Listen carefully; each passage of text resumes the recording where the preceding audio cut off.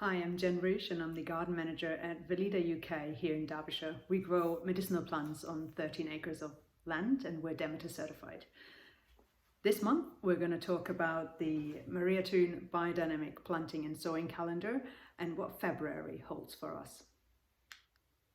This first week of Feb also marks the halfway point between winter solstice and the spring equinox, often called Imbolc, a Gaelic festival. It's, increasing daylight, gradual return of the warmth. You might have witnessed tender shoots poking their head through the soil.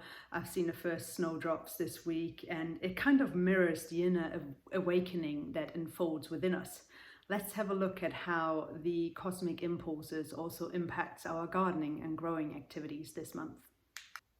Now let's do a quick recap. The Thun calendar helps us garden in line with moon rhythms and constellations and planetary aspects. There's one concept that happens twice a month that I would like to point out to you today. If you're interested, you can read more about this one on page 14. And the concept is called Apogee and Perigee. Now, if you've paid attention in primary school, you will know that the moon orbits around the sun in almost a circular manner, but not quite. That's why it's an orbit. And every month, one concept occurs that's called Perigee, which is basically the point at which the moon is closest in its orbit to Earth. And you can see that for February, because it happens on the 10th of February here. It's called PJ for Perigee. And it also gives us the time. It happens at 7 p.m. And the other thing you might have noticed is that it's a grey bar for the 10th of February, which generally means that it is an unfavorable time to do any gardening activities, because Thun's observations from decades of work on her land has demonstrated that around Perigee, so when the moon is closest in its orbit to Earth, there is an increase in potentially fungal diseases, but also pest damage, rot, mildew, all these kinds of things. So it's a time, if we can make that happen, not to garden. But also when we look at the plants, it's a time, especially when the season is starting or when there's been a lot of heavy rainfall, to maybe give our plants a bit of support and apply a preventative measure to help our plants cope and be healthy. And what we use for that is also a biodynamic preparation.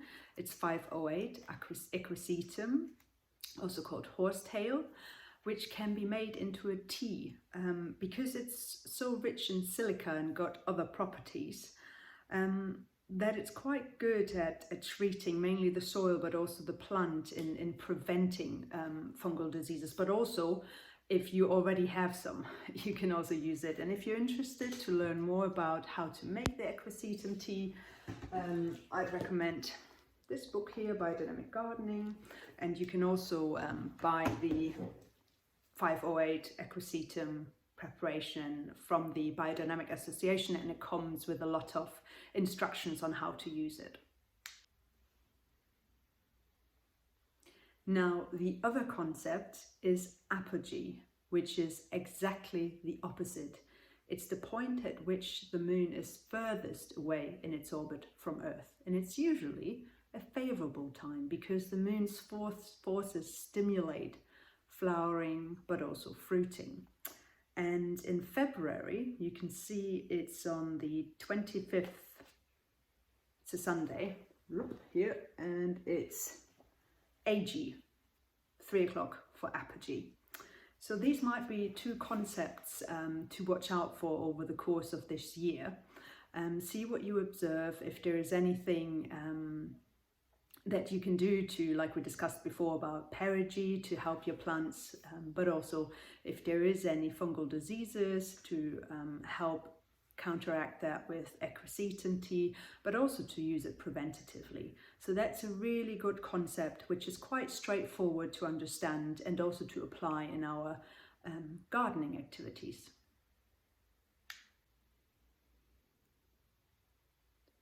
Now, this is also a time where I'm looking forward to the season ahead.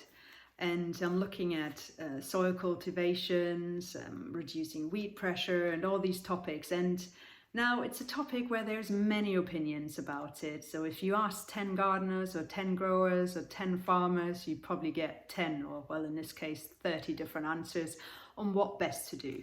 What I advise you to do is to look at your soil, to look at your garden, your plants, your wishes, and your context. Make decisions for yourself, observe, and see what works for you, because growing and gardening is very contextual, and what works here might not work for you, but we can all learn from each other. So let's have a look at February.